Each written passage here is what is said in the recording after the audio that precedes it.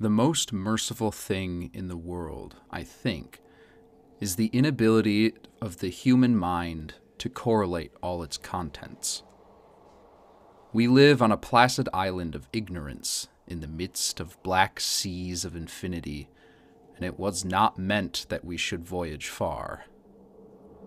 The sciences, each straining in its own direction, have hitherto harmed us little, but someday the piecing together of dissociated knowledge will open up such terrifying vistas of reality and of our frightful position therein that we shall either go mad from the revelation or flee from the light into the peace and safety of a new dark age. H.P. Lovecraft, Call of Cthulhu.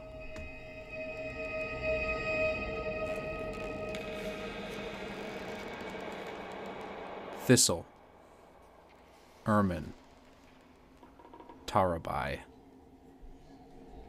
You find yourselves rethinking your decision to come to the secluded farm village of Sunhall with your cart driver, the dwarf Garlax.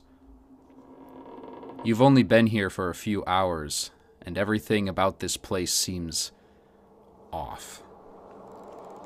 Sherilyn, your neighbor, wears elbow-length gloves at all times, and locked you into your temporary home.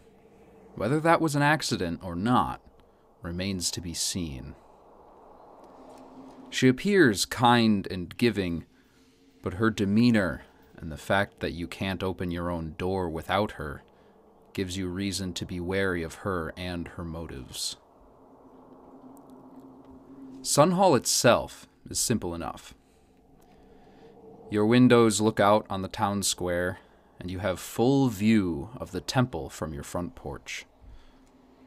By far the largest building in Sunhall, the temple has a sign just visible through the gloom. The Hall of Light. This house, which has become your cell, apparently used to belong to a man named Sven, who, if Sherilyn is to be believed, left of his own accord several months ago.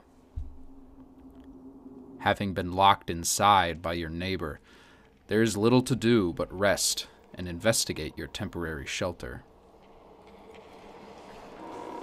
It's a beautiful interior, if simple. Impeccably clean, stocked with enough food to feed all of you for several days, and furniture placed exactly square with the walls. Windows nicely sealed, door thoroughly locked. It feels like this perfect prison is hiding a secret. As pure white stars blink into existence, dotting the inky black void of the night sky, you spot the first sign that this is not just a one-person village. One by one, each door of every building in the village opens. Residents emerge carrying torches and lanterns. Of course, the birding. The festival taking place tonight, which Sherilyn had mentioned. The butcher, the potter, the tailor, the doctor, mothers and fathers with their children. Even farmers file into the town square just outside your windows, some of them with mule-drawn carts laden with food.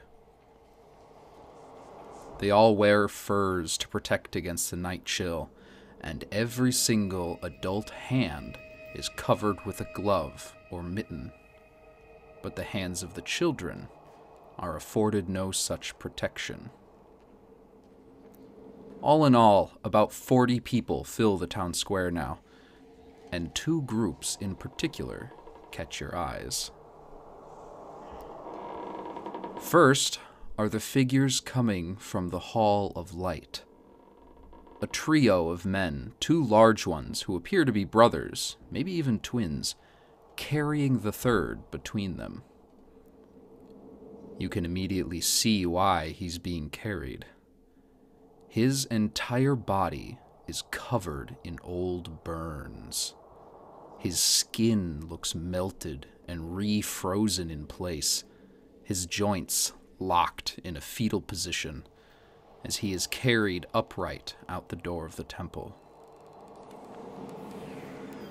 He wears brilliant white robes, matching the robes of the two men carrying him. You hear a high-pitched ringing in your head, and you can't stop yourself from imagining the different events that could have caused this severe injury.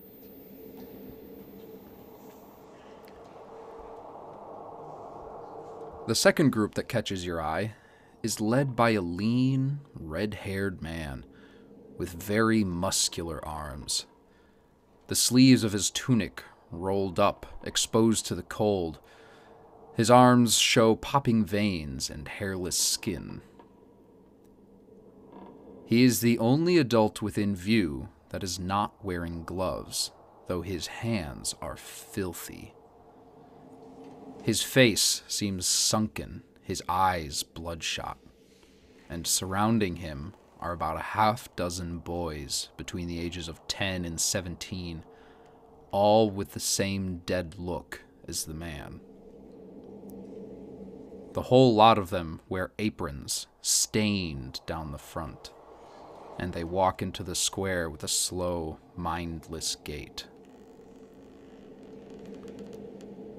At last, you hear the boots of Sherilyn on your porch, and see the light of her lantern as it shines in your windows. The jingle of her keys precedes the turn of the lock. As the door opens, you feel a cold gust of air float in with the whispers of the crowd outside. Already underlit from her lantern, Sherilyn's wrinkled face greets you with a smile that is just a bit too wide. Light be with ya. Y'all ready for the burden? Well, I don't know, Sherilyn. What pray tell happened to that dead and burned fella you've been carrying over there? Oh, Thane! He is our leader. He is a very wise man, and he knows exactly what to do when any problem shows up. The guy covered in burns? Yes, that's him. He needs help sometimes, but we're all willing to lend a hand when he asks. That's very kind. How did he get those burns? Oh, we all assume it was some sort of childhood accident. He's had him as long as I've known him.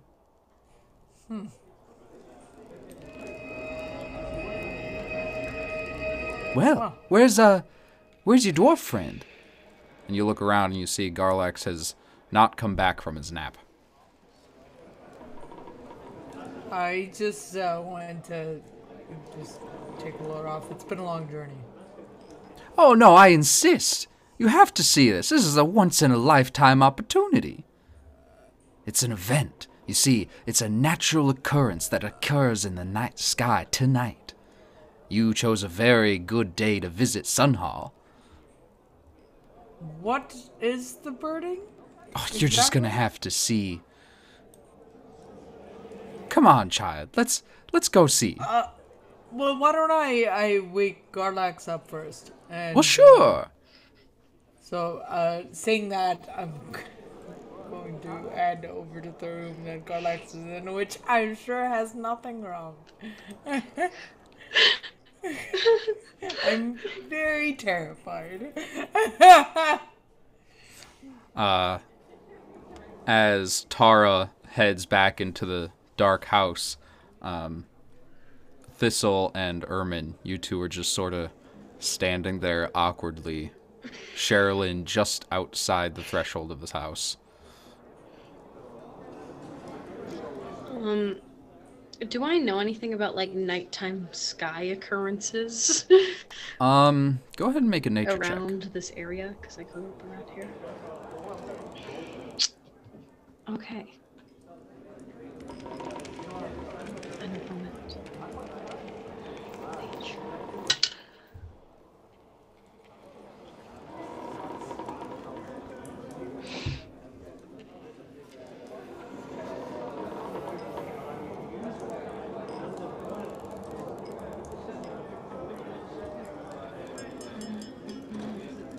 That'd be a 18. An 18. You have seen regular meteor showers plenty of times. I mean, you've lived on the plains your whole life, where the sky is visible every night. As far as whether or not there's a meteor shower today, as you can recall, the next meteor shower shouldn't be for at least a couple months.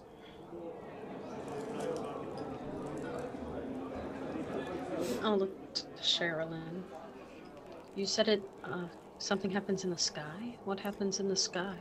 Oh, you're gonna love it, I promise.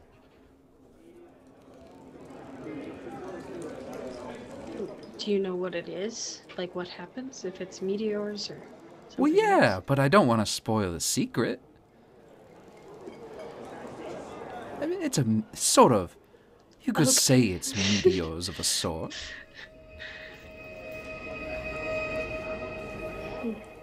Well, you see, Sherilyn, I'm in the business of retelling stories and accounts such as these. I would love any details that you could share with me on the topic so that I might properly retell this to other folks that might not be here to witness it when we do eventually leave here unharmed, I hope. Go ahead and make a persuasion check.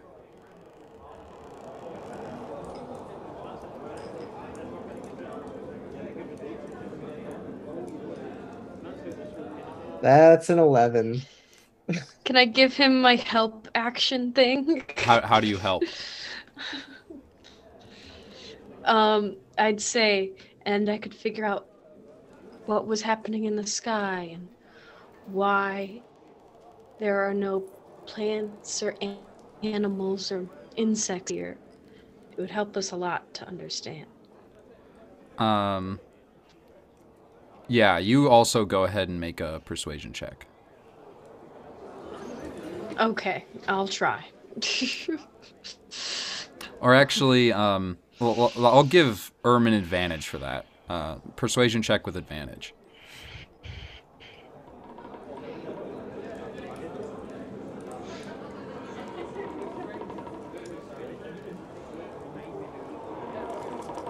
It's a 14. A little better.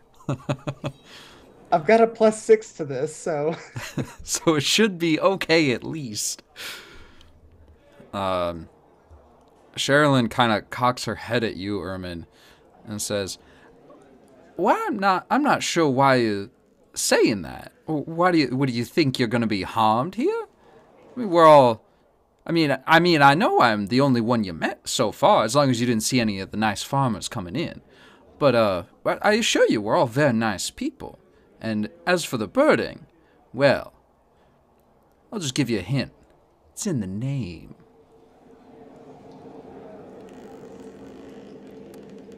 And we'll switch over to Tarabai.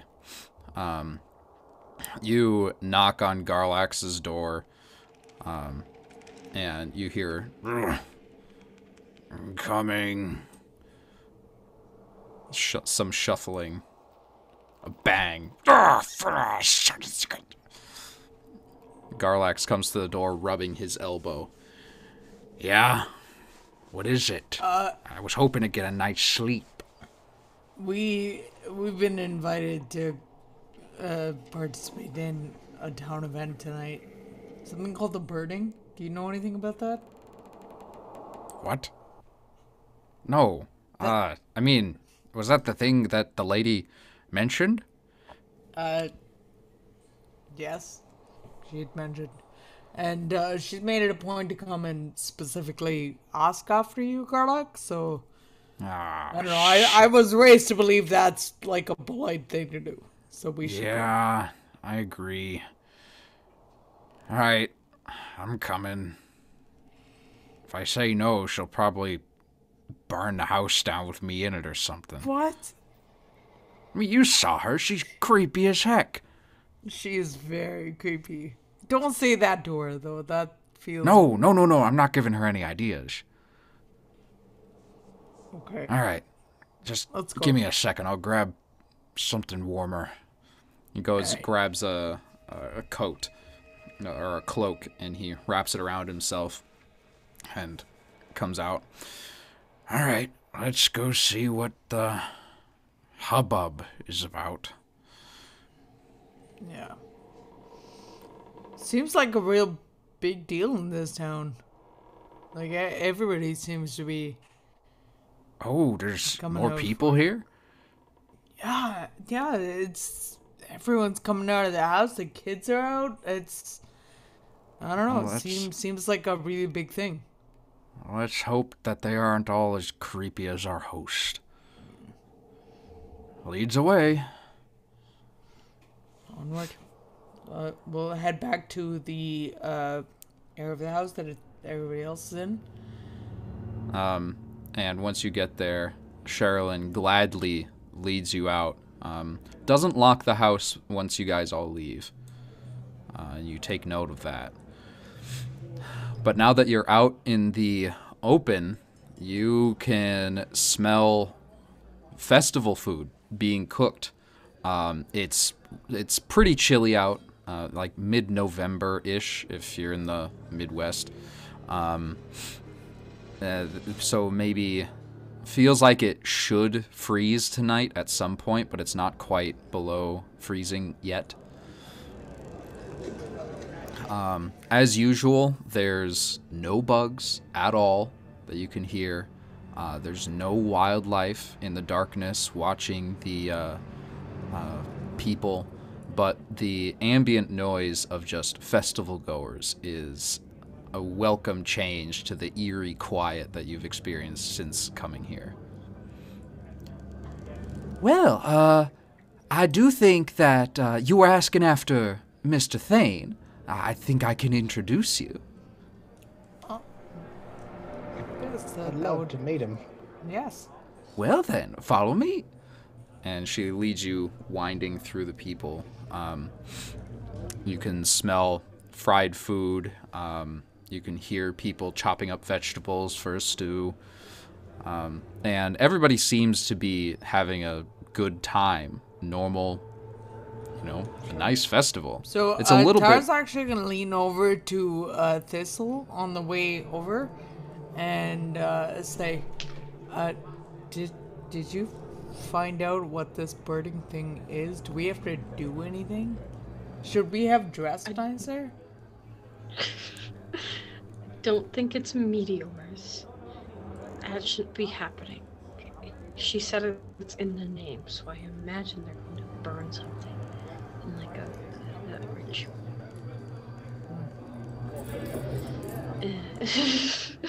And she's not really. She doesn't look back at Tara. She's just kind of wide-eyed staring at people running around and like the noise, and you can tell she's a little overwhelmed by the crowd. After doing some winding through the crowd, you do make it to Thane. His burned self, completely hairless, no eyebrows, no hair, no facial hair. His strange, burned skin catches the odd lights that are coming in at all different angles. There's no big central fire for this festival. Everybody's carrying either a lantern or a torch. And the two large men that carried him out are sort of standing like guards on either side behind the chair he's sitting in. And it's not like a throne. It's just like normal porch chair that someone brought out. Mr. Thane, we have guests tonight. That's lovely. Who are they? Well, I think I'll let them introduce themselves. And she steps aside for you two to introduce yourselves. Mr. Thane, I've been told that you run this wonderful town that has been so hospitable to us. My name is Ermin, and I'm glad to be in your company. It's Wonderful to meet you, Ermin. I don't run the town. The town does a good enough job of that itself. I just lend spiritual guidance where it is needed.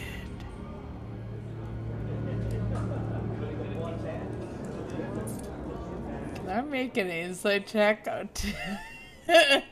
Yeah, what are you trying to find out? I'm trying to specifically find out. I'm trying to find out if his motives are if he's coming from a place of like nefariousness, or is he genuinely like, I'm a spiritual leader for my people. I am a. Yeah, go ahead and make an insight check.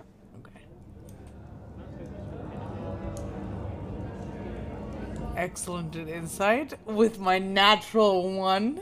Thank you. This usually you'd read facial expressions when you're trying to figure out if someone's lying. That's just what you were taught, and it's what you've learned growing up. It's hard to read a guy who doesn't move his face at all when he talks.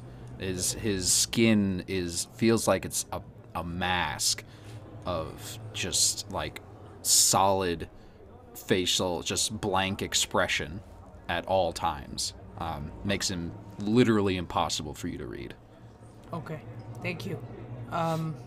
Following that comment that he made, Tara nods her head and says, my name is Tarabai. My friends call me Zara. I'm accompanying folks here just to try and make something going. But, so, any help that you or your fellow townspeople need, you swing a glaive real good. Can't do much else, but I can swing a glaive real good. We have had some problems lately with the hyena people attacking farmers in their fields. If you want work and coin, I would suggest talking to them. And at this point, all of you are starting to get that same, it's like a ringing in your head, just very faint, but definitely there. And you remember it from the first time you saw him being carried out of the temple. And what about you, young one? I'm Thistle. I come from the plains around your town. And I am here to help as well. Help the villagers and farmers reap. Find the source of whatever lack you have here. And I have a question for you as well. Well, it is you I must thank then for this year's bountiful harvest. But what is your question, child? You call yourself a spiritual leader. What exactly is the spirituality you follow? I don't call myself a leader by any means, but I do rely on the kind people of Sunhall for assistance when I need it.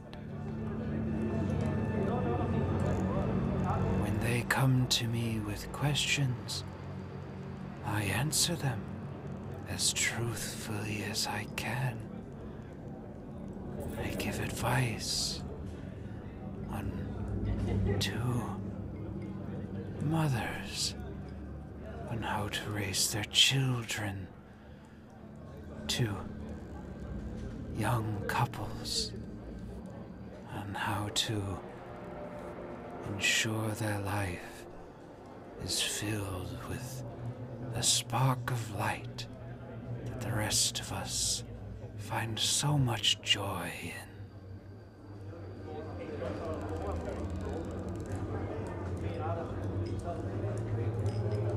I understand. Thank you. If you have any farmers in weakness or toil, you may send me their way. Then we shall speak tomorrow. Now, Very well. if you'll excuse me, I've been smelling the delicious stew behind me for several minutes, and I cannot wait another moment. And at this, the two large men on either side of him, neither of which has moved or said a word throughout this entire exchange, bend down, grab him by under the arm and under the knee on each side, and they carry him over to the stand behind where he was sitting. Do they look, I think I know the answer to this, but they look somewhat like entranced, even more absent-minded than the rest of the villagers or townspeople? Make an insight check. All right.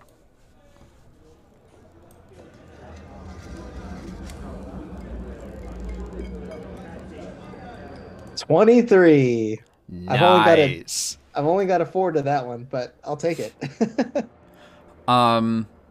First off, the villagers themselves don't actually seem entranced. It's only the couple of kids, the couple of boys that are sticking to the red-haired guy. Though they seem like really tired, maybe entranced. It was hard to see from the glimpse you got. You can go find them again and figure out more if you want to. But as for the big guys, they don't seem entranced as much as it seems like they're wearing masks. If you thought Thane didn't move his face when he was talking, these guys barely moved at all. And with the 23, I can tell you that this is probably some sort of illusion that they're under.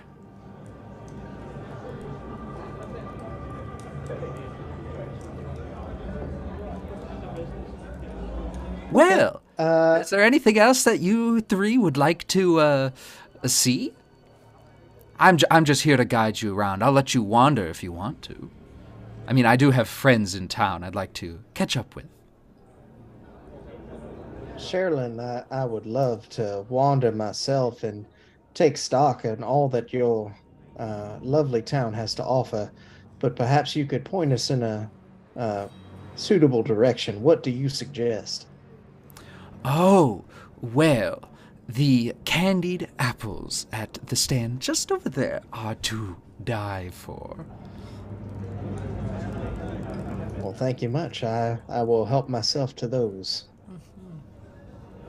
Light be with you. Happy birding. And she turns around and starts, her hunched form disappears into the crowd, leaving you three alone together in a strange festival. Tara's going to, sorry, go ahead. No, you go ahead. I'm good. Tara's just gonna say to both of you, I can't help but think that man is too sick to lead anything.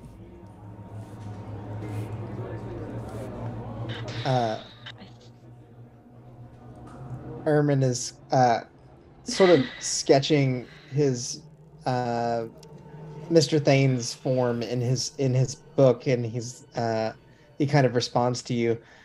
Yes, he did look quite sick, but this will make for a lovely story. He's not sick, he's burnt. Weak Light and burning. can barely stand.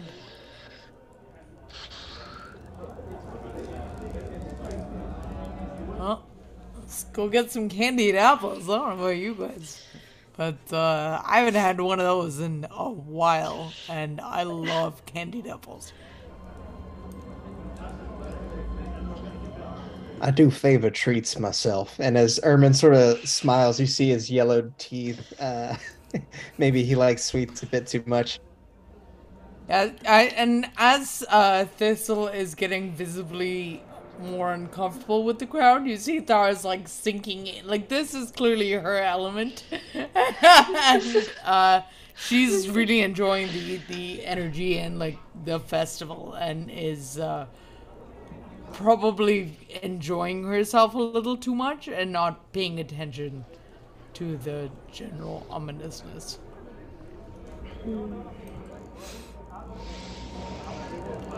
Well, you all make it over to the candied apple stand, which has a line.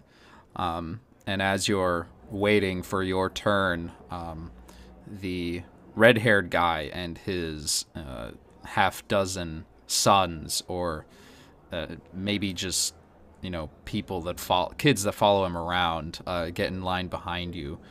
And they're still all sort of like bloodshot eyes. Now that you have a closer look at them, they look more exhausted than entranced. My, sir, I must say you seem to have quite a way with children. You are the Pied Piper, it seems. No, it's just I can't handle all the work on my own. This time of year always gets caught up to me. Too much for one guy. What is it you do, sir? He lifts his hands and gestures to his apron. I'm the town potter. For some reason, around this time every year, they start requesting pots upon pots upon pots. Who does that? The villagers. Nobody else around, but for some reason, everybody wants a dozen jars of ceramic or whatever I have available. For the harvest or for storage? Well, for both. What do they use them for, do you know? I don't ask too many questions. And these children help you make the pots? One of the kids speaks up. Yeah, we do, because it's the only work in town. Only work in town. And Tara kind of looks at Thistle and her, like, I was looking to make some coin here. If there's no coin to be made, then... You can see Hector suddenly shake awake for a second, and his elbow jerks backward into the kid's gut. What he means is that this is the best work in town. As many hours as you can ask for. Well, I'm sure it at least helps pass the time. And it looks like you've made so many friends. And I'm gonna try and cast Charm Person on this guy. Make a sleight of hand check.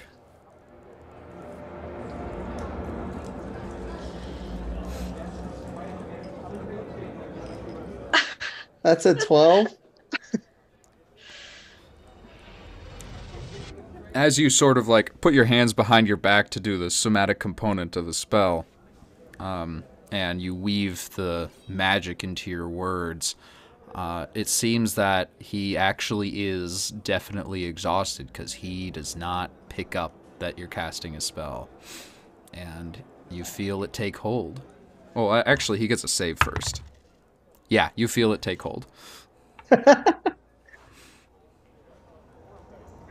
So, I do have to say, being that I'm trying to uncover exactly what all this event is about and what this town itself is about, it seems that there's more than meets the eye. Some secrets that might make this place even more enticing. Anything you might be willing to share, friend? Well, I'm gonna be honest with you. I actually do know what the pots are for. At least partly. There's a big bug collection going on. And I needed some place to keep them. The kids just love it. That's why most of them are here. The more pots they make, the more bugs they can collect. They kind of turn it into a competition. But as far as secrets, I don't know many. You're gonna want to talk to Dr. Martin about those. Dr. Martin. Duly noted, friend. I do appreciate your contribution. I'll be sure to list you in the credits at the back of whatever publication I do eventually release. Now, about those bugs, are they the biting kind? Biting, stinging, crawling, flying. Anything that's smaller than your thumb. I see. And there seems to be a plethora of these creatures that you can rely upon for your harvest. Not really. It's kind of late in the bug catching season. Not many left. But, it's your turn. And you turn around and you realize it's your turn to get some candied apples. Awesome. I feel like Ermin feels like he's gotten everything he wants out of this, so he will gladly turn around and fork over whatever money it costs to. Yeah. They don't ask for money. It's just a couple. It looks like two kids, a brother and a sister, being run by their somewhat overweight mother, and she is busy making the candied apples in the background, and letting several out to dry. And the kids are wrapping them up, and one of them gives it to you. Happy birding! Thank you. You're not charging for these? No! Happy birding! Alright, thanks. And the last person in line gets their apple. Happy birding! Thank you, child. I appreciate you offering so much for nothing at all. I keep hearing about this birding. You're keeping up the line, sir. I know. I'll move on. Thank you. And then the candied apple handout continues to the potters behind him. Do you think the bug catching's why there's no bugs around here?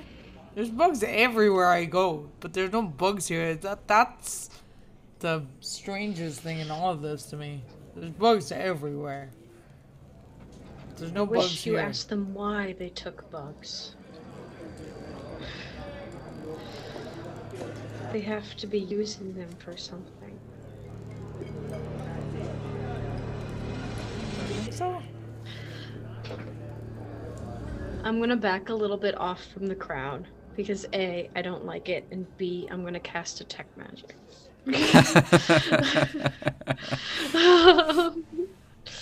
Are you casting it as a ritual, or do you want to make it quick and burn a spell slot? I can burn a spell slot. I'm fine. Okay. So you three. Actually, I'll ask you what does your detect magic look like?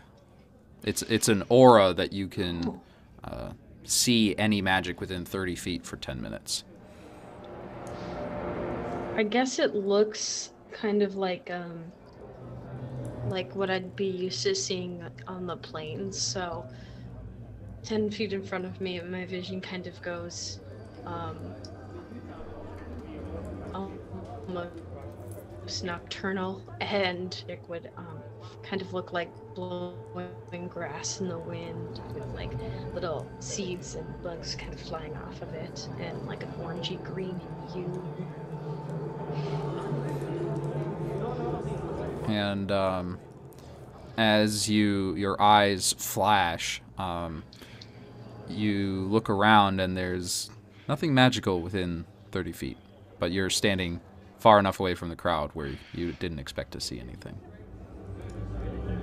Okay, once I've cast it, I'll get back. Kind of next to the caramel apple stand, candied apple stand, and look at the boys and the red-haired guy.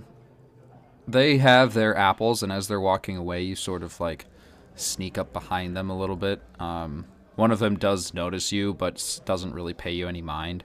And as you're looking around, they don't ping on your radar. You can't see any magical auras emanating from any of them.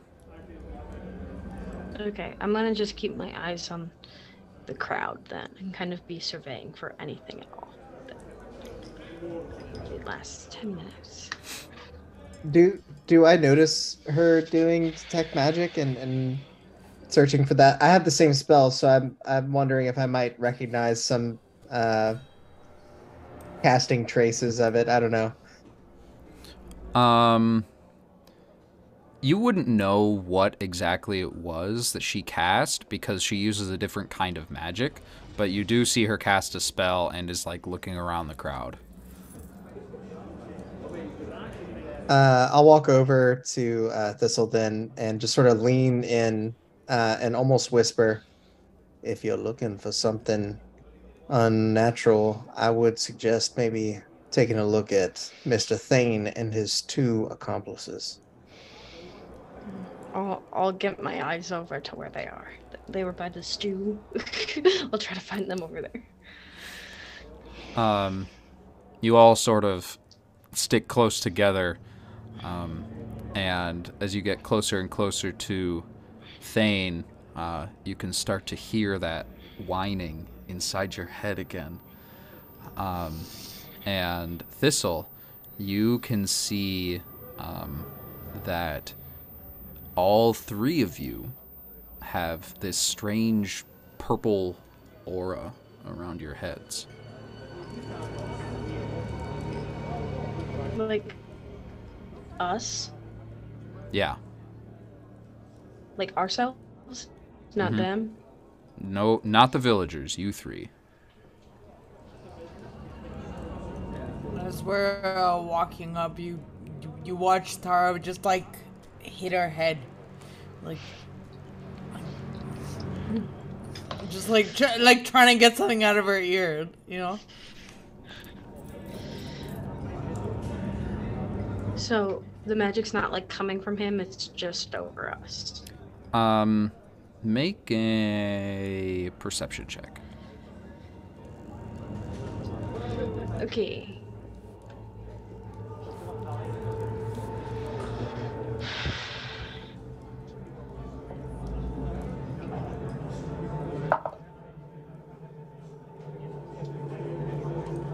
Nah, great. 13. You don't see any magic on Thane or on his goons, but you do notice that your head glows brighter the closer you get to those three. I'll start to back off. Is the ringing getting louder as we approach? 'Cause I can't see the magic, but I can feel the ringing. The ringing gets louder as you approach and softens as you back away. I'll that's whisper smart to enough them both. We should just keep away from him as best we can. I don't know. Something's going on with the elevation here. It's like messing with my head. I think he's doing it. Or something in him is doing it. Oh, good. I'm glad I'm not the only one that thinks so. And you all jump and spin around, and you can see an old man, short. You can't tell if he's actually a gnome or like a really short human, but he's a very short old man with long, really tangled, knotted hair. And sort of his eyes are kind of wide, and he's looking at you three. And Thistle, you notice that he has the same purple aura that the three of you have, and none of the other villagers seem to have it. Hey. Hi. We don't get visitors often. You overheard me. Yeah. Who do you think I was talking about? Oh, you were obviously talking about Mr. Thane and his two underlings. Have you lived here a long time? Yeah, I have. I hate it. It's the worst place ever. He looks like an older guy, right? Yeah, he's like 60 or 70. Okay, interesting. So, what's your name, friend? Well, the people here call me Dr. Martin. I tend to them as best I can, but sometimes they come back with these strange, go ahead, go try to touch someone's gloves. They freak out. I don't know why, but nobody lets me see their hands. But you're a doctor. Yeah, I am. I mean, I've healed broken legs, I've healed horses, How can you I've healed examine them? fevers, but they won't let me see their hands. They keep their gloves on. Even when it's not Are cold? you worried? Yeah, even in the summertime. Of course I'm worried. Freaking out. I've been freaking out for 10 years. Okay, are you worried it's the sickness or something else? No, it's not a sickness. It's a conspiracy. Everybody here's against me. They all know me. They all seem to look at me when I pass, whether I want their attention or not. They seem to know that I'm there. I look over my shoulder and I can see them quickly turn away. I walk into rooms and conversations stop. It's enough to drive one insane. And have you noticed? There's no bugs here. No bugs. I was just saying that. Shh.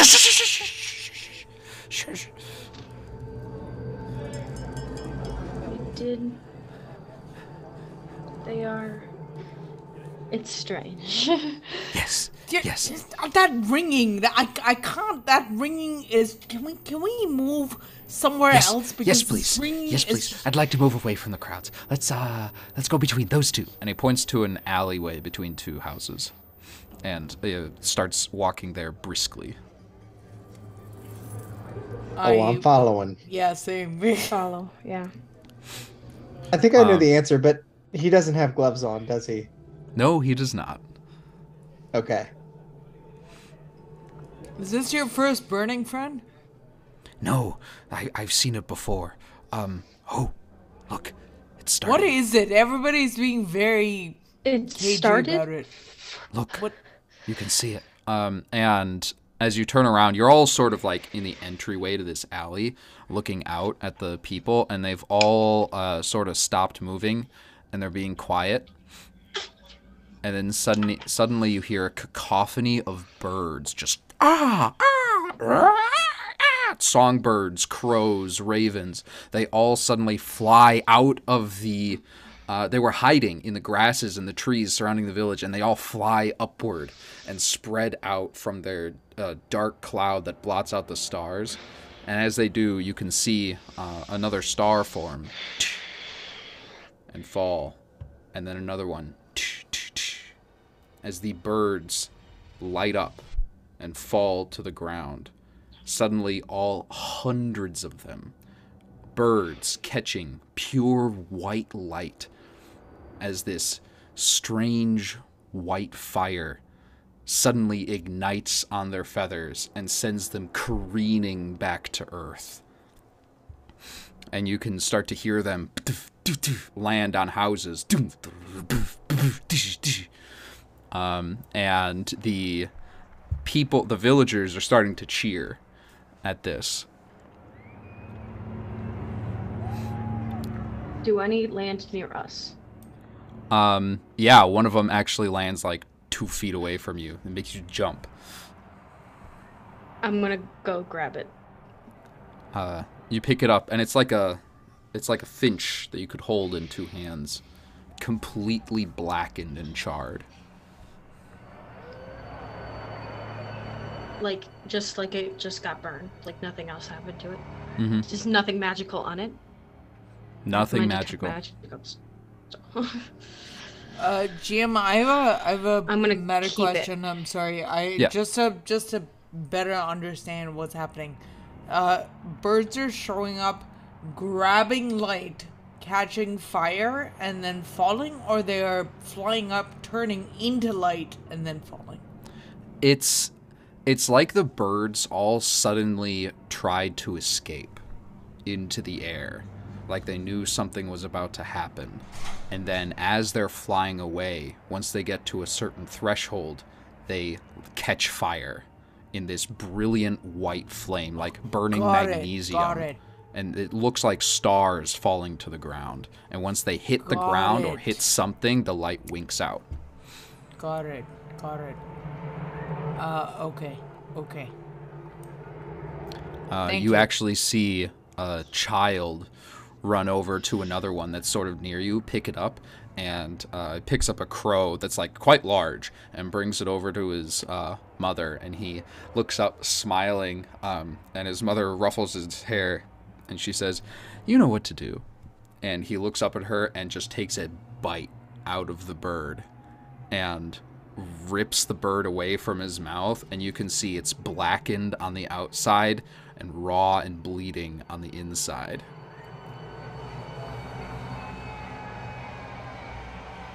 Herman's just going to take another bite of his candied apple. Tara has dropped her candied apple. To be clear, I am not eating the bird I picked up. I am wrapping it up nicely and putting it away. See? Where told you did the this birds place is weird. escape from? Where did the birds come from? It seemed like they were in the grasses surrounding the village. Got it. Thank you. You see? This place is weird. Doctor, I must ask, surely you helped out the children of this village from time to time. Have you noticed any strange abrasions on their hands that might warrant them to hide their fingers in their older ages? No, their hands are fine. I don't know why. They're not scared of me examining them, and I've done so many times. They give me weird looks when I do, but I look at the kids' hands, and their hands are fine. But it's getting late. It's getting late. I really shouldn't be talking to you. They have an eye on me. I don't want them to have an eye on you too. I don't want it to rub off. Just whatever house you're staying in, make sure it's safe. And if you can, I don't. Do I ask you? Do I not ask you? I think you do ask, actually. Yeah. I've always been too scared to go into the temple to find out more. I have no idea what's in there. I've been terrified ever since I got here of that place. I don't know why. But it would be really nice if you could go in there and find out what's in there. Yeah, that'd be nice. Yeah. Anything to thicken this very, very enticing plot that has already come together. I appreciate your help, Doctor. Yeah, no problem. It was nice to meet all of you. I gotta go. Yeah, talk to you later. Where can we find you if we need you again? I'll be in that house. That one right there. Duly noted. While Ermin and him are talking, Tara's looking around. What's everybody else doing? Well, like, is it just the kids that are picking up and taking bites out of the birds, or are the adults doing it too? It's just the kids. But the adults are, like, encouraging and ruffling hair and stuff. Huh. Ermin, as you turn back around after Dr. Martin points out the house, turn back around to thank him for the information or just to talk to him again, and he's gone. Is Garlax still with us? That was my next question. Garlax is not currently with you, but after a quick bit of searching, you find him sleeping, leaning against a building. Does he look okay? Does he look ill? Make a medicine check. All right, not my forte, but I will try.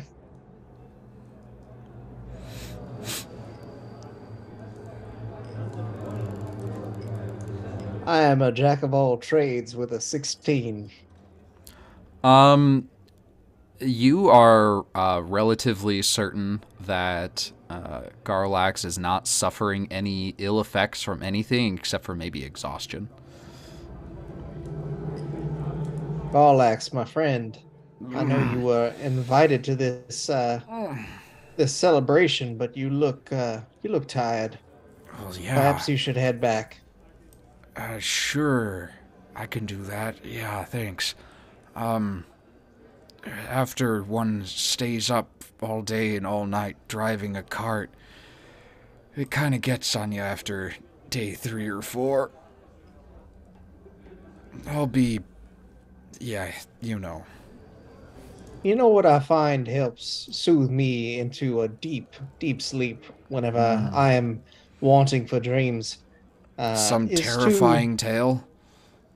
No, nothing of the sort. I just, I'm a writer, if you will. And perhaps you might find some consolation in jotting down your surroundings and taking note of what occurs to you as you drift off into sleep. Right. Sure. I'll try that. But it's, kind of hard when you don't know how to write. And he wanders off back towards Sven's house.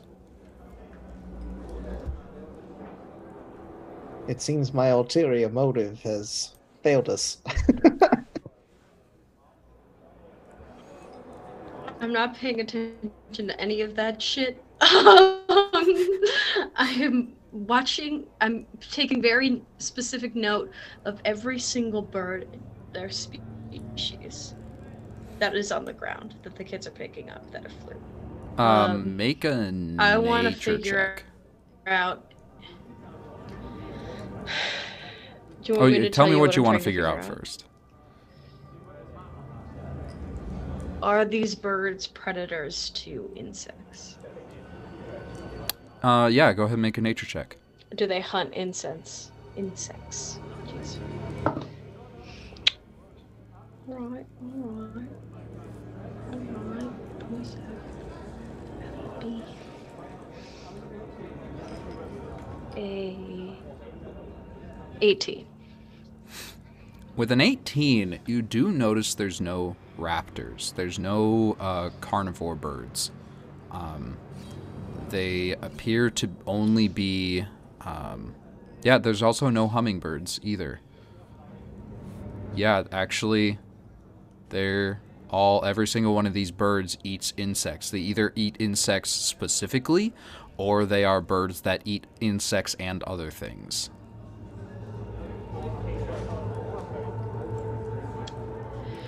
The bugs are for the birds.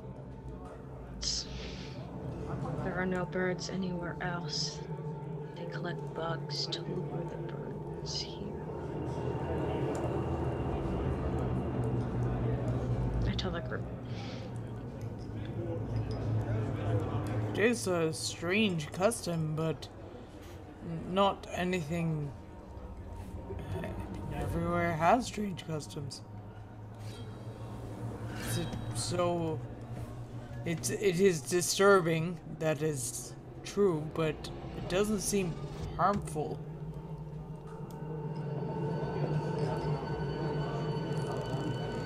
What is a It's burned bird but a rotisserie chicken, if you will? Agreed. I have paid for many in a tavern before. it's disrupting nature. It's certainly not natural, It and is I unsettling.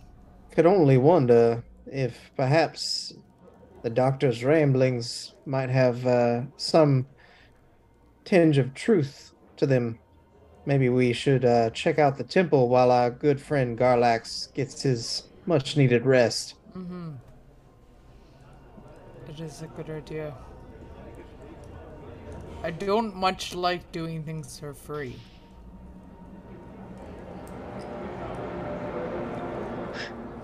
Will you give me a story after this is done, Ermin? In payment. Consider the deal struck. Alright. Then let's make haste.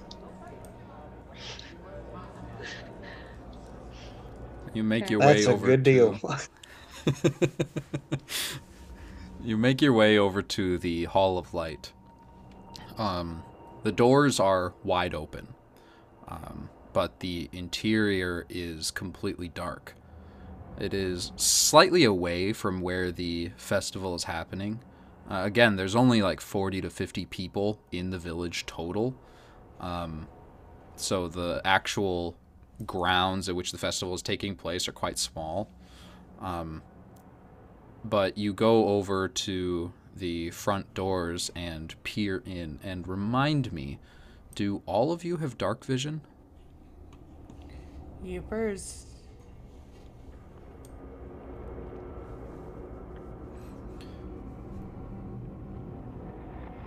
Trying to remember where to see that here.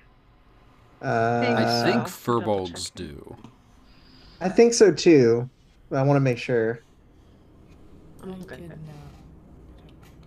Okay. For now, we'll assume you do. But it is like Furbolgs pitch do black. not have dark. Oh, they don't? Okay. Yeah. Glad I asked. Sorry. Sorry, man. It's I weird. mean, what I...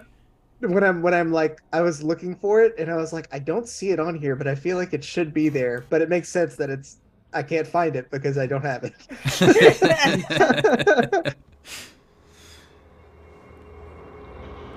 So with Ermin going in blind, you look in and the two of you can sort of make out like interior. There's some pillars, some sort of dais or statue in the middle. Even with dark vision, it's difficult to make out things without light. As we enter, I will say to Ermin, like, be behind me and hold on to my tunic. Do not let go. Oh, it's no worries. I happen to have a candle here, and I'll pull out a candle on I forget what they're called, but it's basically just like a little tray with a fold on the end that I wrap around my finger. Oh, amazing! Yeah. You know what I'm Yeah, talking but never mind then. Then let go. I'm sure there's a fancy word for it, but I don't know it. So. So you quickly light up the candle, and it gives you some dim light, so you can sort of see. But those of you with dark vision, it's very helpful. It allows you to see color, first of all. And as you walk into this, you sort of hold the candle aloft, and what little light it is giving you, you can tell it is all one room. There's no like offshoots. There's windows on every wall, a high vaulted ceiling, several pillars holding it up, and in the center there is something. It appears to be not moving. Do you guys want to get closer and investigate? Very definitely. I would like to cast Mage Hand and allow it to get a bit closer than I would myself. With the candle, of course. What does your mage hand look like?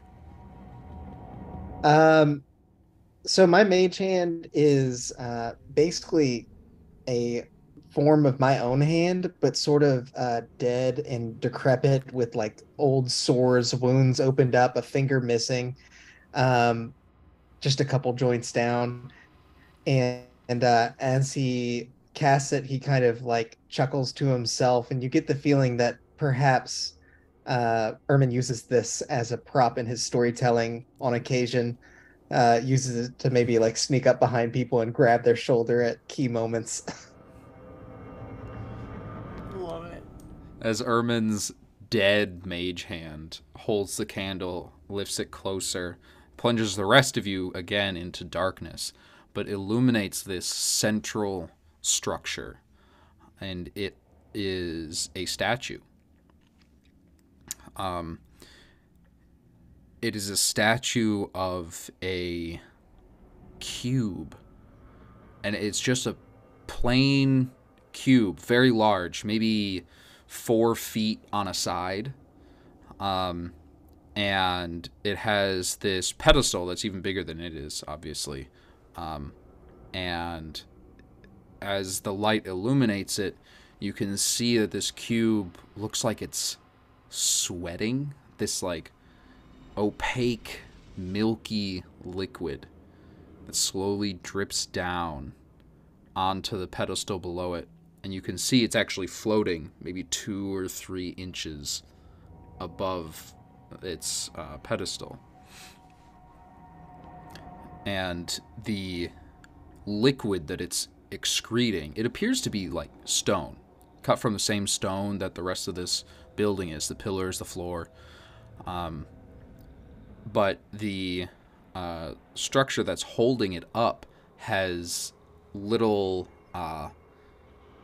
troughs cut into it that divert this liquid down towards the floor. And dotting around the base of this are little holes in the floor, each one about a centimeter in diameter, that this liquid slowly drips into. And it's got about the consistency, or flows about as fast as honey would. Can I potentially make a survival check to see if I've come across anything like this in my travels or dungeon crawling or mystery work? Yeah. Make a either nature or history. Okay. I know you're great at both of those. I am amazing at both of those. Oh man, I can't roll for fucking shit today. That's a 10. With my -1.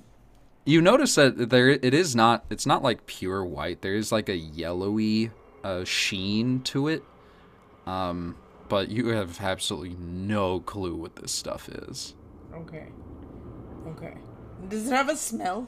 Like, does it smell like it?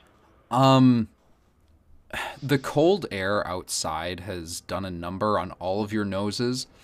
And it is equally cold in here. It appears this building doesn't have any heat source of any kind. If there is a fire somewhere in a dark corner, it's not lit. But after a while of being in here, it does start to smell like maybe like sulfur. Like it actually stings your nose after a second of being in here. Thank you. I'm also gonna try to figure out what the liquid is, if that's okay. Yeah. I'll have you do a nature check specifically. Yeah, I figured. I got a 19. A 19. You have a lot of experience with different substances. Some of the other druids in your circle are alchemists specifically. You know some alchemy yourself on how to mix potions and poultices. You have never seen this substance before. That's concerning. I have no idea what this is.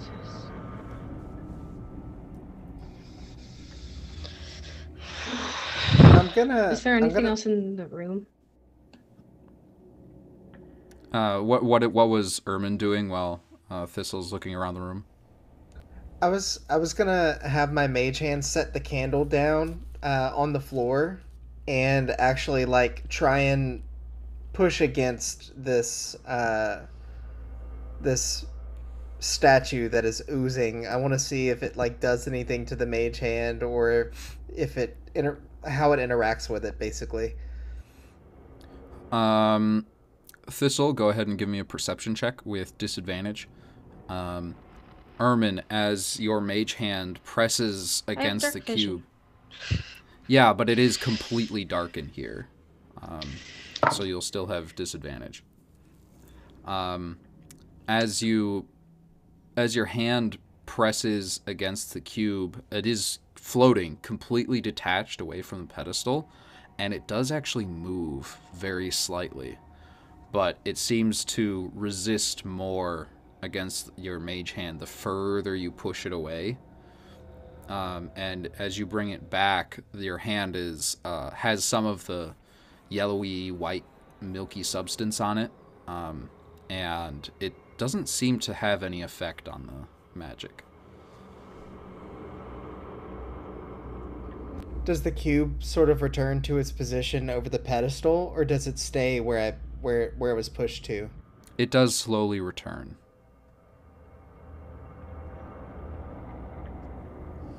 I've never seen anything like this. I got a hot 2 on that perception 2. check. It's real dark. I mean, you could move the candle over to these corners to try to investigate further. But with the little light you have and the lack of moon tonight, you can't make anything out. Do I see anything magical in here at all, other than like his hand? Yeah, your detect magic, which lasts 10 minutes? 10 minutes. Yeah. You would have gotten a glimpse of it as you walked in. As your detect magic begins to fade, you do see that the cube itself is magical, but the substance it is excreting is not.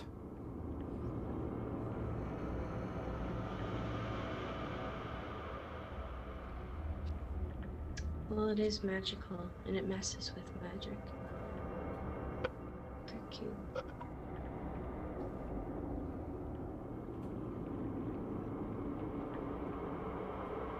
don't like it.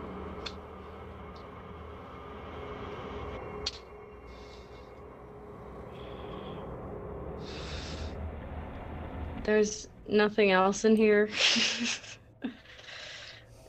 Like, is there further rooms or anything? Maybe? Yeah, there are no extra rooms in here. The only door is the front door, still open behind you. Just this in the cave then? Just this thing? Mm-hmm. Okay. It seems that this temple, hoping to bring you answers, has only brought you more questions. I could try to break it, but I'm not particularly keen on destroying a symbol of faith. Perhaps we could simply move the pedestal. We could move it right back after. That's a wonderful idea. And I'll Why do put you my wanna- shoulder into it. As you put your shoulder into the pedestal, go ahead and make an athletics check. Holy shit, one thing I'm like, okay. This one was like, how did I end up with these two? Yeah, should have gone on a different card, man. That's a dirty 20. Okay, with the dirty 20, you do manage to, as you press as hard as you can against this thing, a little bit of the liquid gets onto your shoulder and runs down your arm. But you don't notice right away, and you just push harder and harder and harder. You brace your legs against it as best you can, and you can feel it move about a centimeter. And it is now misaligned from the holes in the ground, and the liquid is starting to pool instead of go directly down. I don't think I thought this through. No. No, No, you did not. Armin, help. Give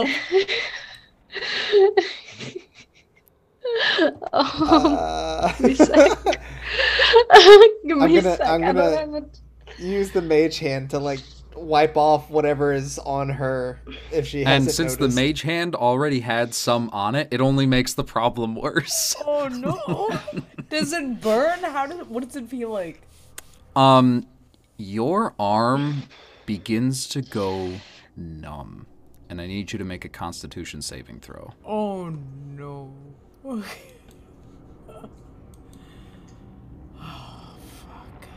fuck! That's a 12.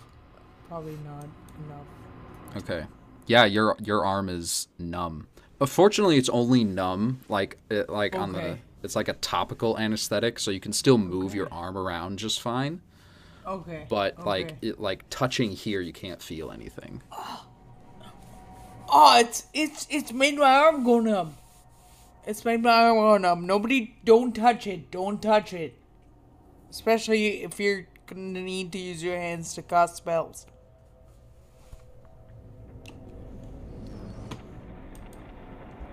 Well, I do apologize. I did not see this going that way. Me either. We should put it back, right? We should Well- put it back. So, as I'm holding it and I look down at the misaligned holes, apart from the liquid pooling, is anything else happening? Did it reveal anything? Did it spark any action? This doing that? Make an investigation check. Amazing. I'm so good at those. Why do you think The I'm DM smiling? says with a smile. Oh, it rolled right though. That's a 16, even with my -1. Okay.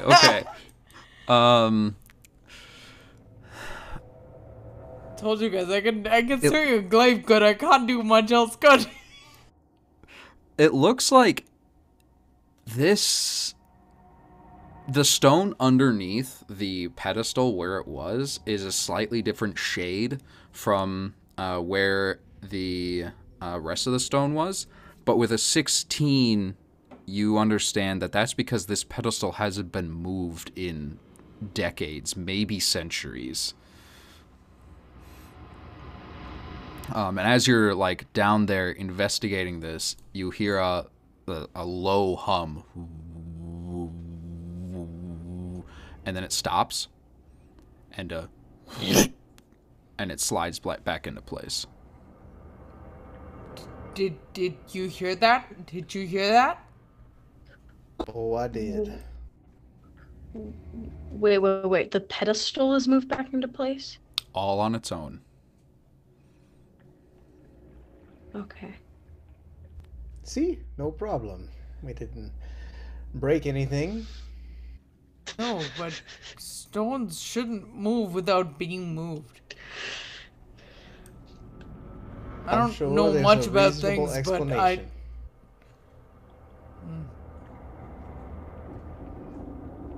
It is a temple. I'm really quite curious about these holes this liquid is now running into. I wonder where it might go and what they might be using this for. I'm gonna take out my bedroll and use my dagger to like cut strips of it, and I want to try and clog the holes. Amazing. Okay. There's about 20 to 30 holes. Do you want to clog all of them? How long do you think it take, DM? If I help, if The I know issue's the not plan, how I can- long it would take. It's, well, you could use your I would mage use hand mage to hand, avoid yeah. touching it. It wouldn't take too long. I mean, the seals won't be great, but it would start, it would start to pool around the pedestal instead of going down into these holes. As I'm gonna go ahead and do it. As I'm doing it, I'm gonna talk to the others and say, in my time, what I've learned more than anything is that people often have a reason for doing what they're doing, and I would like to find out what the reason for this is. Perhaps if we clog these holes, and I sort of like grunt as I force the mage hand to patch another one, we might be able to hide and see if anyone comes looking for why their supply may have run dry.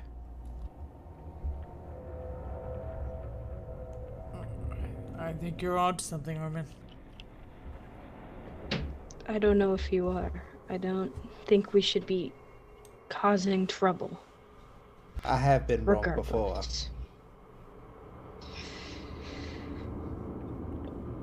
Armin's agreed to pay me in a story. That's worth my time at least. And I will help with the holes. And Oh my god. as I'm assuming the feeling is coming back in my arm. No. Is that It's no? not. Okay, then I'm not. It's not getting any Like, what the- worse. Okay, I'm sitting there and like stupidly trying to get feeling God. back. What time of day is it? It's night, right? It's night.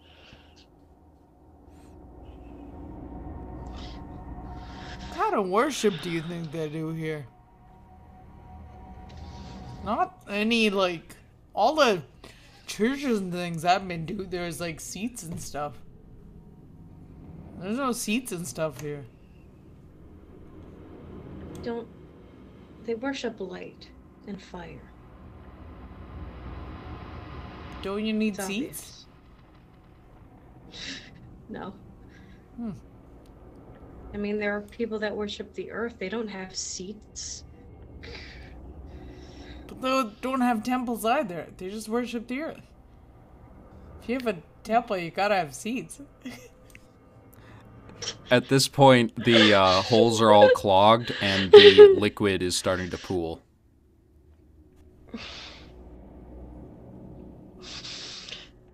I don't want to touch I think that this is a stuff again. waste of our time. It could very well maybe, but nonetheless, my suggestion at this point would be for us to find a safe place to hide or to vacate the premises before anything goes south.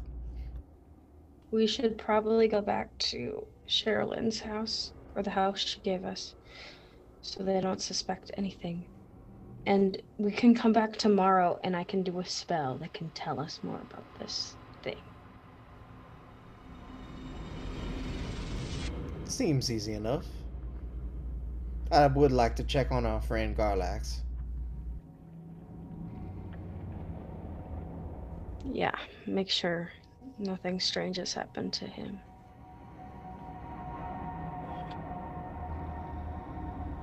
Well, all right then. Yeah. Ermin will begin walking outwards, kind of glancing back at the pool as he goes, just to see if like his clogs are working. It seems to be working. It's not like eating away at the cloth or anything. All right, cool.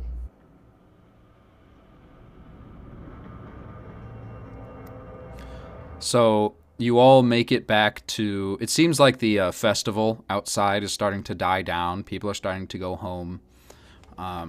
You make it back to the... Sven's house. The one that you were given by Sherilyn, essentially. Sherilyn is nowhere to be found to lock you in this time. And as the door closes behind you, you look into your abode, and Dr. Martin's voice rings out in his head, and you're reminded of his suggestion to make sure wherever you're staying is safe.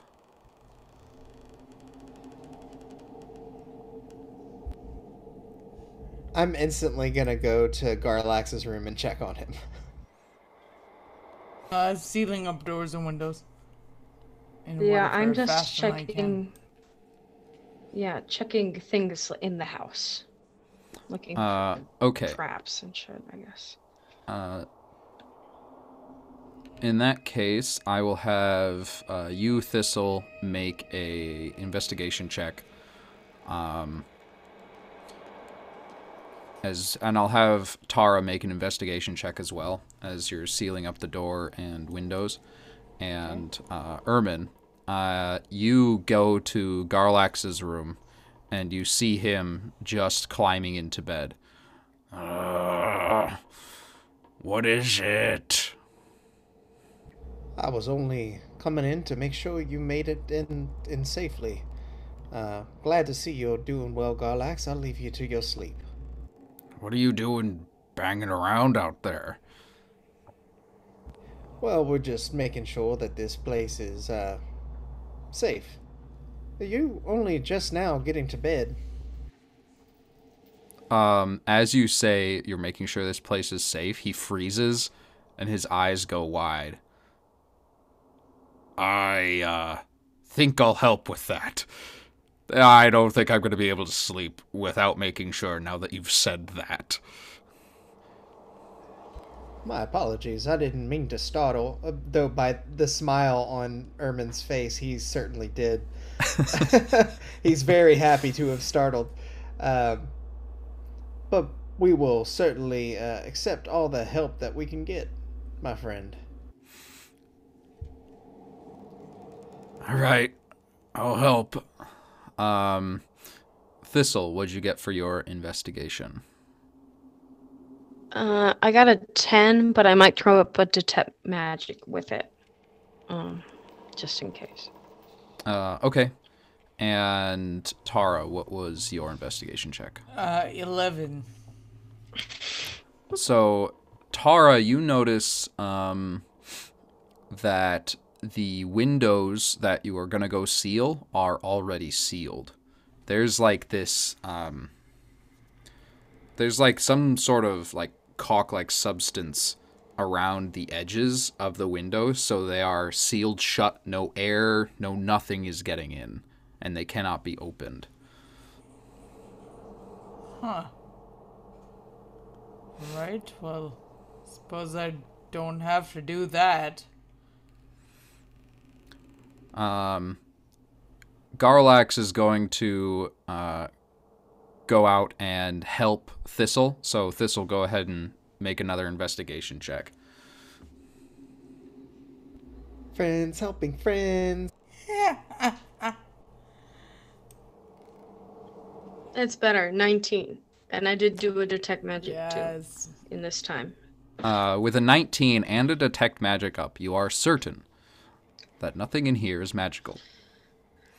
But you do notice a bump under the rug that is beneath one of the chairs. Like under the chair? Yeah, underneath the chair. Barely visible because it sort of like drapes down. But as you got on your hands and knees, you could see there was like a little hump. I'll look more closely at it, I guess. You're going to have to move the furniture to do that. I'll do that as quietly as I can. Do you need help with that? Yeah. All Just right. trying to not make a racket. With Garlax Dirty 20, you are able to shift the chair out of the way. It's just like a heavy armchair. And you flip back the carpet, or the rug, and you can see the metal ring and loop of the handle of a trapdoor.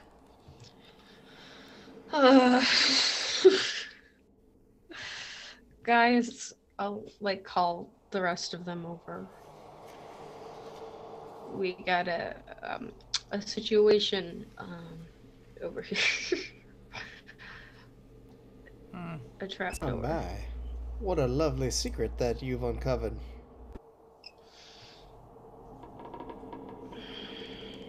We definitely need to open it and check what's under there. There's There no are- two ways about that. I was just about to mention there are two courses of action when one finds a trapdoor. You either pursue what is beneath it, or you bar it shut so whatever is beneath it cannot pursue you. The I like the one second seems. option. I don't know. I, Second one Like- seems asking for trouble. like you, would like to see what lies beneath. Should we put it to a vote then? I feel Seems like fair. I don't know. Garlax, Well, what it's- did you feel? Yeah. Tired. But I think more information can't hurt.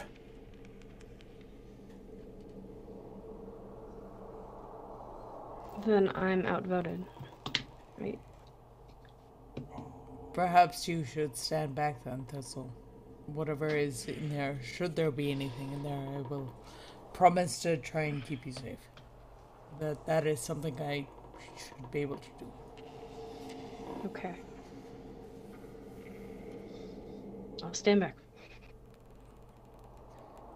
And I'll start trying to open the trapdoor. You lift the ring Like in your brute fingers, forcing it. and you yank it open, and it opens with relative ease. And you look down, and you can see a ladder that goes down into a stone basement of some sort. Ermin, do you think you can use that magic hand of yours to give me some light while I'm down there? By all means.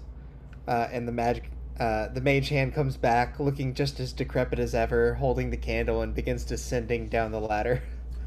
Awesome. And as it does, you can see, you sort of like crouch down and look inside, and you can see there's a hallway. It's not a basement room per se. It is a intersection. It's a T intersection that this ladder goes down. I'm gonna call up to everyone and say that, like, this is a pathway to somewhere. Can you tell which direction it might lead? Where these pathways might take us to, should we follow? Can I at least tell if it takes us into town or away from town, based on the direction of it? It is a T intersection. There's one path, the long path that goes both directions, goes to the neighboring houses approximately, and you can tell it sort of curves very slightly. The other intersection goes inwards with the curve, and it is pointing straight at the temple. That's what I wasn't sure. There doesn't seem to be anything down here. Might be a good idea to bar it for the night, and there doesn't seem to be any immediate threats. So perhaps we board for the night, get some rest, and come back in the morning. That is fair enough. I would hate for my curiosity to outpace my livelihood. You still want me a story, Herman. Gotta stay alive long enough to give me that. Oh, you should know all debts are not passed on in death. Looks confused. I'm not quite clear what that means. It means if he dies, he No, doesn't no, owe you a story. my story understands Tara Okay. is a dummy. Tara, as you make you climb down the ladder to see this, I would like you to please make a wisdom saving throw. Ooh, okay. Tara, we always put you in harm's way. I'm so sorry. No, that's alright, because that's a natural 20, baby!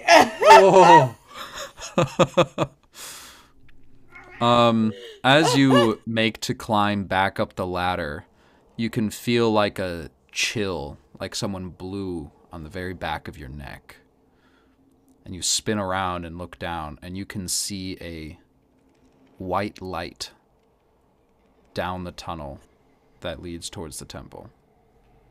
Oh, I think I spoke too soon. There's something here, and I'm gonna swing my glaive at it. Oh no, it's like way down the tunnel. Oh, okay. It's like I'm sorry. 100 feet away or I something. misunderstood. I thought it was like right below my feet. My mistake. Then I am yelling up like, there's a light here. It touched me. I think. There's ghost. There's the ghost here. Are you quite certain? Pretty Not certain. a fan of that. I'm gonna look down the tunnel to see if I see magic. Are you like going down the ladder with Tara? No, I'm like kneeling at the edge and like looking over. Upside down. Yeah. As you stick your head into the trap door, you do see the light, but it is well outside your detect magic range. I can't tell There if is- it's magic. there's- Just come back up here. There is no magic within 30 feet of the trapdoor, though. Just come back up here. I do so. As she comes up, do I see magic on her? Make a perception check.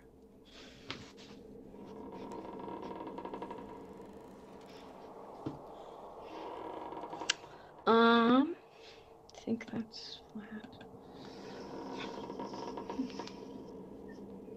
Oh, no. That would be 18. There doesn't appear to be any new magical aura on Tarabai. Whatever Garlax it was, speaks it up, didn't though. get you. Well, I'm really hoping it wasn't ghosts. I am not a fan of the see-through spectral spirits of the dead. Do you really think a closed trapdoor would be able to stop them? I hadn't really thought about that. Ghosts can get through doors, right? You know, in my personal experience, which I will share because we are friends, many of these stories, if not all of them, involve some manner of trickery, smoke and mirrors, if you will. I'm not yet convinced that we are dealing with a true apparition.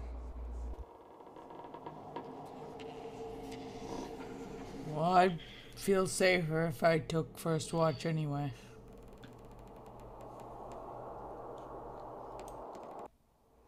I'll see if I can sleep. If You I should can't, sleep, I'll Garlax. take second watch. Okay. No need, friend. I'll take the second watch. You have yourself a nice long rest. Oh, thank God. I'll take third.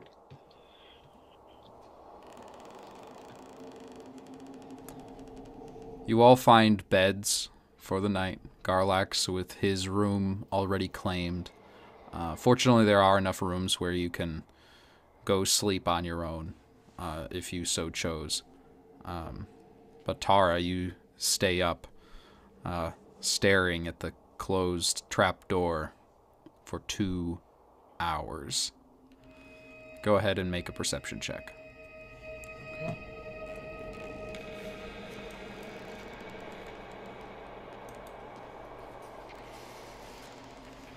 Less than 18. With an 18, you know that there was definitely a chill you felt when you were in that tunnel, but you don't feel it again.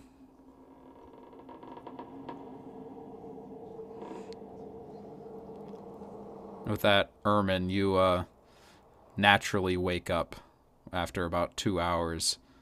You didn't really get any sleep. You just sort of laid there thinking about the stories that this is going to be able to provide you in the future. Oh yes, several different tales that I'll be able to spur the yarn in various inns and taverns. My patrons will be pleased. You see Tara sitting in the comfortable chair, turned towards the trapdoor, wide-eyed, eyes starting to get a little bloodshot.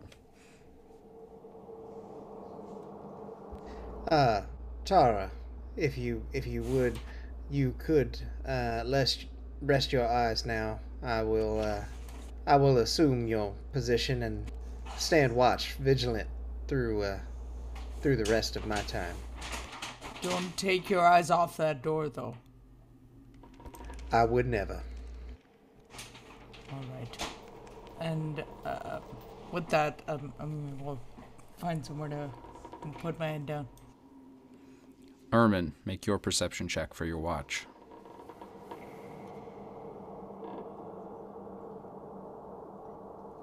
I instantly take my eyes off of that trapdoor with a 6. You're more interested in the goings-on outside, of which there are none. So you're sort of... It's eerily quiet. You sort of, instead of sitting in one place, you walk around, and Tara, as you're trying to go to sleep, you can hear Ermin downstairs, and every creaky floorboard is just starting to... You don't like it. You know it's Ermin. It has to be Ermin. But it's still making it hard for you to go to sleep, because what if it's not Ermin?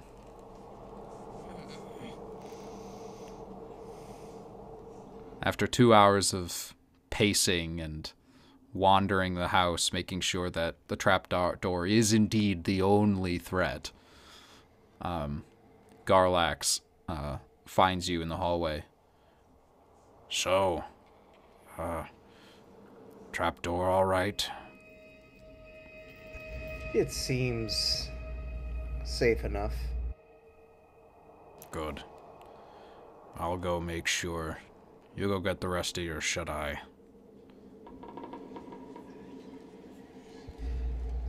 Have you been able to sleep, my friend? Yeah, a little bit. I don't like this place, but, the bed is nice. Good beds, good stories. What else do you need? Thank you, Garlax. I will find some shut-eye myself. He nods and makes his way towards the main living space to watch the trapdoor. You get to bed just fine. And Thistle, you wake up after your 6 hours of sleep. And you go over to... Before I go... Yeah, go ahead. Okay. before I go down, I'm going to find Tara, just wherever she's sleeping, and do a little druid craft around her glaive of like little wildflowers, as kind of a thank you, a silent thank you. And then I will go down and to the chair with Garlax. As you craft the flowers, thinking these are, of all the people you'd want to be stranded in a strange town with, you know, these three are really not the worst picks. And a feeling of relief is instantly replaced by a feeling of dread.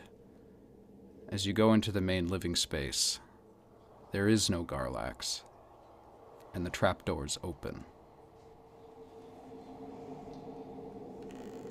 What do you do? Probably run back and go get Tara. Like, I shouldn't leave the door open, but I'm not really thinking straight, I don't think. As you run down the hall, Ermin, you hear footsteps running past your door. And Tara, you hear your door slam open. And you see Thistle wide-eyed, and you look at your glaive, and your first thought is, aw, she made me flowers. But then you see her face. Garlax is missing. The door's open. Just come. Okay. We Okay. gotta go. Okay. You can grab the glaive. This is really pretty. Thank you. No one's ever done this for me before. You're welcome. As you two sprint out of the room, Ermin, this is just as you're opening your door. You see them both. Ermin, let's go! Just like a bang on the door as you are. But Ermin, let's go. His pot-bellied form hobbles down the stairway after the two of you as he gains his bearings from just waking up from a dead sleep. Yeah, again, like, this is Tara's element. Like, she is a mercenary soldier like that. So she's like all business at this point. And going to be telling you to like stay behind me. I'm gonna go down and look for Garlax, but I need you to come with me and stay behind me. Yeah. And then I'll cast guidance on her for let's see. I think it's a minute. Yeah, and you just get to add a d4 to any ability check. Sweet. As needed. I will definitely need that. Thank you.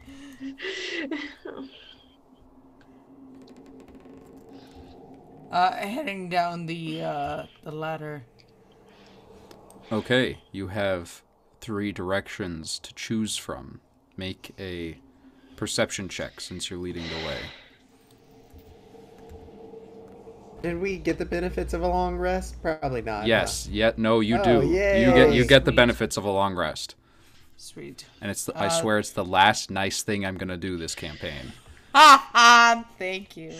That's a 12. With my guidance, I use the guidance.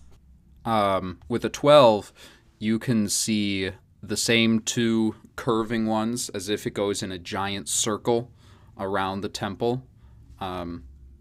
That's what the T intersection is. It curves slightly and goes around whatever's in the center, and there's a path going towards the center, and you can still see that light down that tunnel. Looking left and right. Either of you have any ideas?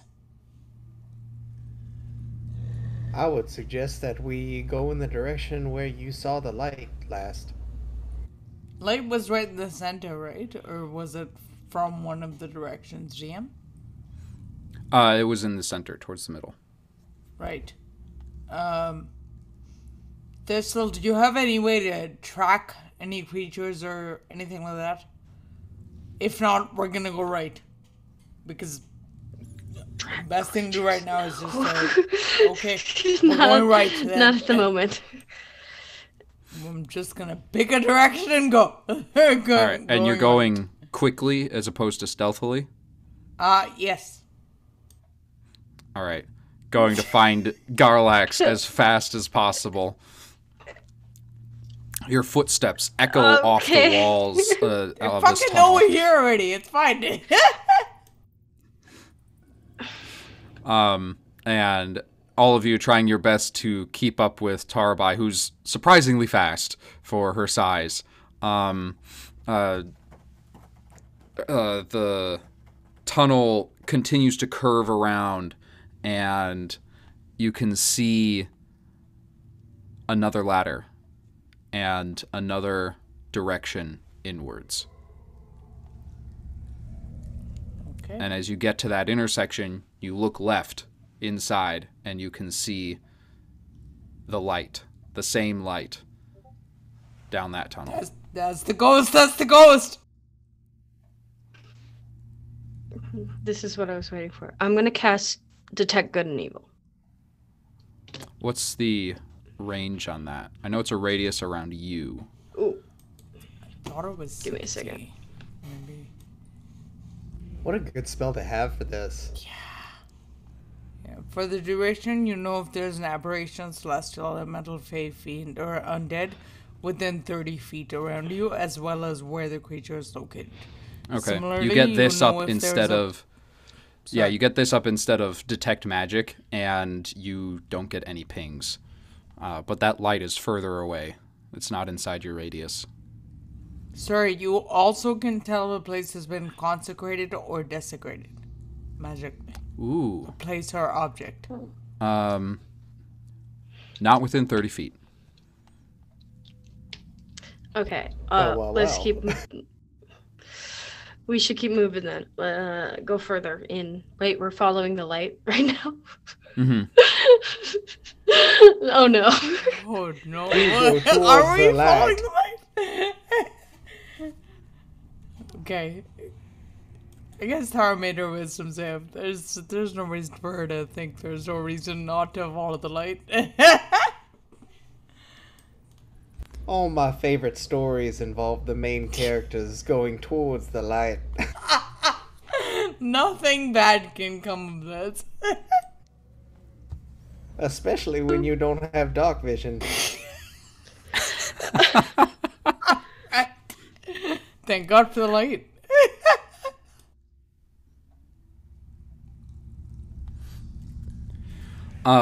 So you turn and start sprinting down the hallway towards the center. As you get closer and closer to the light, it seems like it's staying in the same place. Nothing strange is happening. It's getting bigger as you assumed it would. And you can sort of see there's actually stuff like supplies. There's sealed crates and barrels inside this hallway that you're gonna starting to have to like move around to get past. There's a couple of broomsticks leaning against one wall. You can see a cold sort of a brazier to hold fire. And you can see towards the end there are empty sconces for torches that don't have any torches in them. And as you get closer and closer and closer to this light, Thistle, your Detect Good and Evil picks up desecrated ground.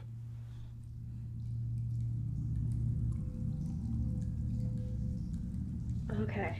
This is not good. This is not good. Whatever was here, it's been ruined. This was a holy site. I think we're right below the temple, right, TM? All the clues point that way. You're currently, and you stop at the edge of the hallway that leads into this room where this light is, and you can see again a vaulted ceiling. You can see along the edge of this stone chamber tunnels leading off, 12 of them, all in different directions. In the center, you can see a single rock. Just like, it seems like a nondescript rock, if not for the little candle flame floating just above it with no candle.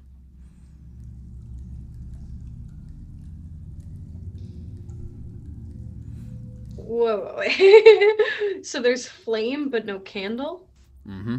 It's just Or- a floating white it's- flame. How big is it? Candle flame. Right. Oh, you just said that. As you look closer and closer, you can also see that around this rock is more of that liquid that you were investigating earlier from the temple. That viscous white-yellow substance. And on the rock itself, there appears to be a painted symbol, but you can't tell what it is from this distance.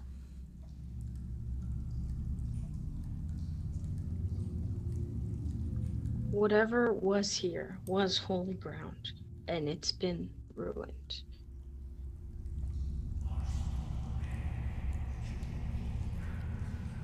I don't know what it was ruined by, but something's definitely not right. I want to get We need closer, to. but We need to find Garlax. We need to get him out. Well, where do you think he is? These tunnels could go all over town. I'm gonna start yelling if neither of you has a better idea. How far is too far for us to see this symbol on the rock, DM? The room is about 60 feet across, circular. The rock is in the center, so it's 30 feet away. And the symbol's only about this big. So you'd have to get within, 15 feet or so. Ermin is going to cautiously approach, unable to satiate his curiosity otherwise.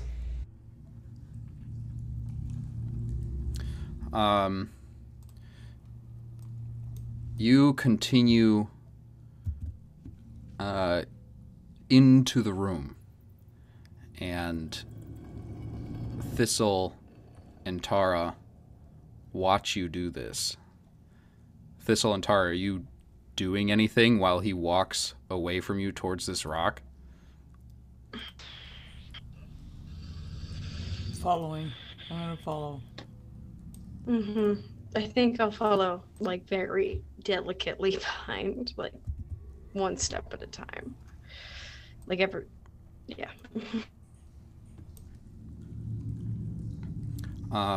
Thistle and Tara, I need you to make perception checks. Making sure there's no danger, seeing if Garlax has been here. It's 10. Oh shit. You are on the lookout regardless of... You feel like you're ready. You don't see anything stalking towards you through the tunnels. You don't hear anything else moving besides you three. And there's no sign of Garlax. Thistle, what'd you get? I got a dirty 20. With a dirty 20, Nice, nice. you hear just the faintest sound of sort of like an echoing tapping coming from the dark tunnel you just exited. Whoa. Okay, stop. There's something moving behind us. As Ermin is investigating this rune, you actually hear him, or you see him sort of rubbing his hands together as he, kind of investigates by putting his hand closer and further away from the rune. He kind of blows on them to kind of warm them up, and then, my hands, I can't feel my hands. They're very cold. Fire. Does anyone have fire? You turn around and you see the white flame on top of the rock. Sorry, not Garlax. Ermin plunges his hands straight into the fire, trying to warm them up as fast as he can. Uh, you can tell by his like normally cool demeanor that he is trying to hold his composure as best as he can, but he is freaked out right now and in a lot of pain.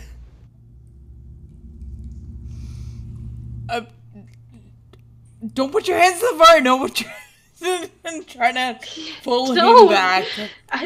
Make an athletics check. Okay. Contest? Do I need to roll anything or? No. 22. Okay. Yeah, with a 22, you yank him backwards, but not before you can see shiny red across his hand, just like the entirety of Thane's body, as his hands and fingers have suffered burns. And Hands, my hands! Ermin, your hands just hurt. They're not cold, they're not warm, they just hurt. How will I write my stories? The pain is unbearable. What can I do? Do I have any wrappings or anything that I can help with? Make a medicine check. I could cast healing, but I don't know if that would help. That's an 18.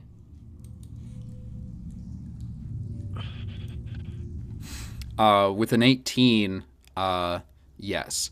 Mechanically, Ermin did not suffer any damage, but aesthetically, the hands are burned. This is going to scar. Yeah. I'm gonna try and wrap his hands. Yeah, you rip off a piece of cloth and, tend to his wound as best you can. It's gonna be fine. It's gonna be fine. I've seen this, and this happens. This happens. It's gonna be fine. It's gonna be fine. Look at me. Look at me. Look at me. You? No, not on your hands. Look at me. Look at me. And just the pain is getting better, but it is still present. I don't know what came over me. There was a cold sensation, and I needed warmth. I don't know how someone could have done this. I don't know what that was. DM, you can tell me if this is offside. Because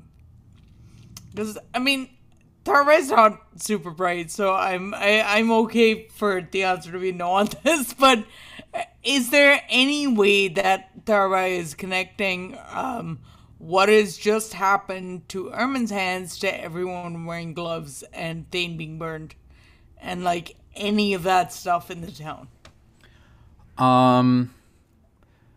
It's again. We'll let the dice decide. Investigation. Okay. The dice have said no with my fucking No dirty connection. one. my 2 that I rolled with a -1. No connection. Oh wow, that looks really painful, Armin. Can I look at his hands and figure out like if it's not damage, if it's like magic or curse or something? Make an Arcana check. Okay.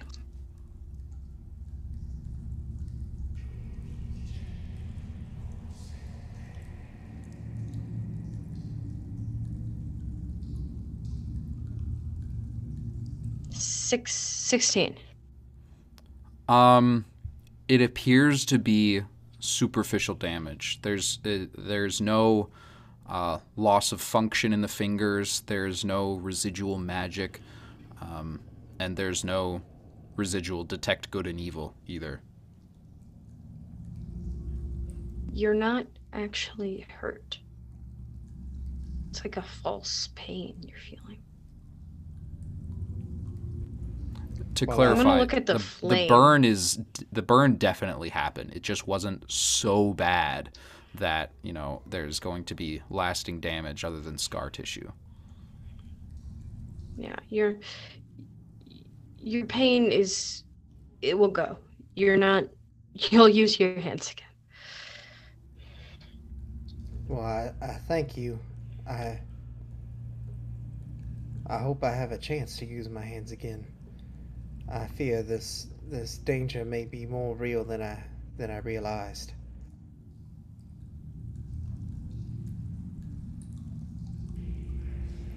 We we, we should find our friend.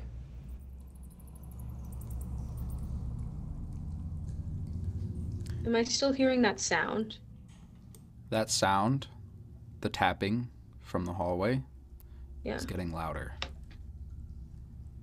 The Ooh, rest of you can the now hear it as well. That sound. We should go investigate. Or get out. We need to save Garlax.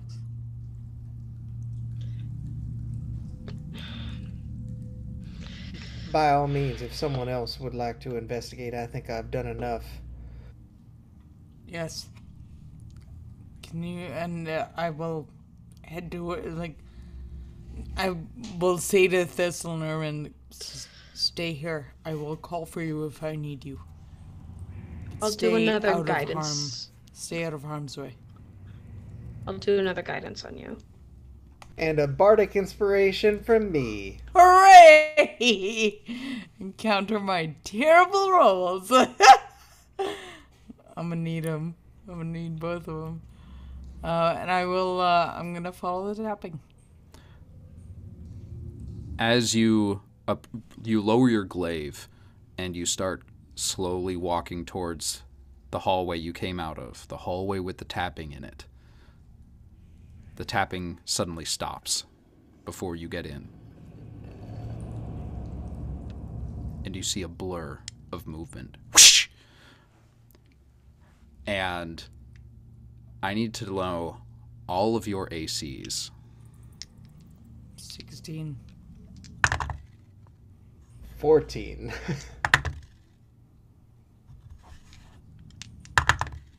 Girl 12. I dumped Dex. Yeah.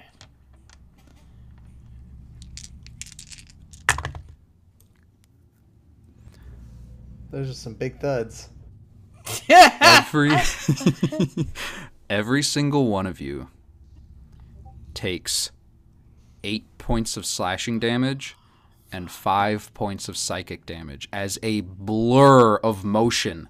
Something big rushes out of this tunnel, slashing at every single one of you. Ermin, a cut opens up on your arm. Tarbai, one on your thigh. Thistle, one just across above your eyes on your forehead. And then you all spin around, clutching your wounds and looking towards where the thing moved to see what the heck it was. And there's nothing.